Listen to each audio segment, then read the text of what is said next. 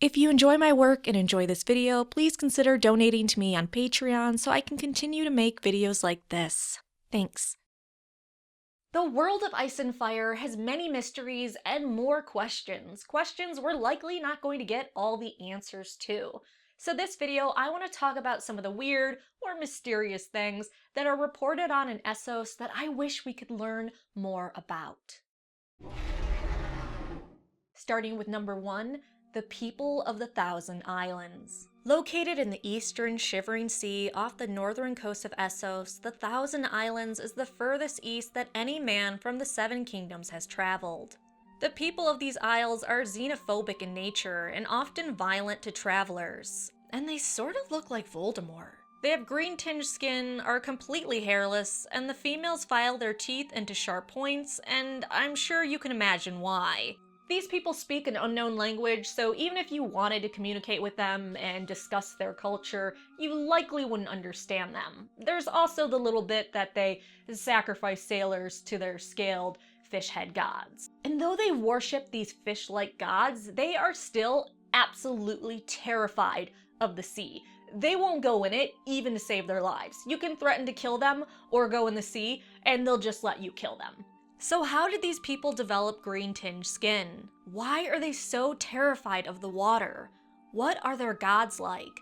Maesters say the islands hold remnants of a drowned kingdom whose buildings were submerged by the rising sea thousands of years ago. Are these people survivors of this kingdom? Or are they sailors that got trapped hundreds of years ago after that drowned kingdom was lost? Number 2, City of the Bloodless Men. There's not a lot of information on this city, which just makes me want to learn about it even more. Beyond the Five Forts lives a race of bloodless men who dwell between the mountains and the deep valley called the Dry Deep. Tales state there are cities dotted throughout this area with people as pale as corpses. Some claim they are actually corpses, drained of blood and returned to life through dark rituals. As this could all be a fabricated tale, I'd love to see if these people are just really, really pale, or if there's something darker going on. Blood rituals, sacrifices, what happens if people get too close to their area? How friendly are they? And is being terrifying just part of their way of keeping themselves safe? Number 3, Ghost Grass. Oceans of this grass is found on eastern Essos in the Shadowlands, both on its shores and in the valleys between its mountains. Stalks as pale as milk glass, ghost grass glows, is taller than a human on horseback, and is an incredibly invasive plant that overtakes any other grass. Oh, and it also may contain spirits. The Dothraki believe the grass glows with the spirits of the damned, and eventually the grass will cover the entire world. Then, all life will end. You really shouldn't expect happy stories from the Dothraki. This one is probably all superstition on the Dothraki part, but it still gives me goosebumps. It also makes me a little bit more suspicious because it's inedible. Is this grass that just freaks out the Dothraki? Or is this something bigger, like foreshadowing? The ghost grass is a pale enemy that murders all others, and will one day end all life. The others are a pale enemy that murders all others, and will one day end all life. What's even more mysterious is when magic became stronger in the world, ghost grass started growing in areas that it had previously not been growing in for many years. Some think the ghost grass growing is a signal the others are moving, and active in their quest to bring about another long night. Still others believe ghost grass is simply tied to magic, and not that important. Please let us know, George, and please just don't let it be invasive grass that the Dothraki made a creepy story about. Number 4, Masovi. Masovi, or Far Masovi, is on the edge of the known world in northeastern Essos along the shore of the Shivering Sea. It is a broad forested region with grim gray forest, and like most good mysteries, not a lot is known about them, but what the Maesters do share is simply teasing at its best. This cold, dark land is said to be home of demon hunters and shape changers. Why are there demon hunters here? And why do the Maesters drop that piece of information like it's no big deal? Are there just more demons in this area? Do they live and breed?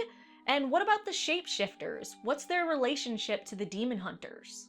Also, what is going on beyond this area? Some septons claim that the world ends east of Masovi, and beyond it, it just gives way to realms of mist, then a realm of darkness, and finally a realm of storm and chaos where sky and seas become one. George, I want to know what's going on in this area and what's going on beyond it.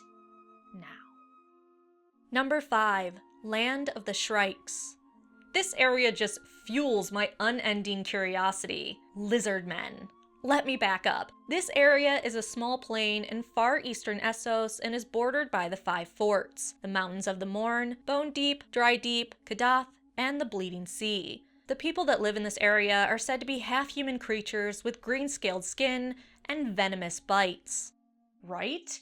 Though, disclaimer, maesters believe they're not actually lizard men, but men dressed in the skins of lizards, or just a completely fabricated story. But if they do exist, we have lizard men that are described as shrieking monsters. I know. What's crazy about this is that this area and the creatures in it is supposed to be extremely dangerous, yet they are still rumored to fear Kadath, which I'll talk about in a future video because if dangerous lizard men are afraid of a place, I'm afraid of a place. Will we ever discover the vast mysteries of the lizard men? No, George doesn't like us enough. So those are 5 mysteries that have me a little pissed because I know George is a filthy little tease and he's gonna end the series and not answer a single goddamn one on my list. George. Stay tuned for part 2 where I explore more mysteries of Essos and slowly break down into depression when I realize they're never gonna get fully explained or explored. Thank you so much for watching. Please like the video and subscribe.